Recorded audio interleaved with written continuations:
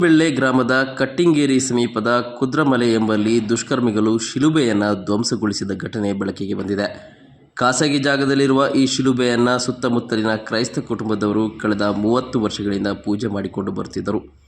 ಗುಡ್ಡದ ಮೇಲಿರುವ ಈ ಶಿಲುಬೆಯನ್ನು ಧ್ವಂಸಗೊಳಿಸಿರುವುದು ಫೆಬ್ರವರಿ 19ರಂದು ಬೆಳಕಿಗೆ ಬಂದಿದೆ.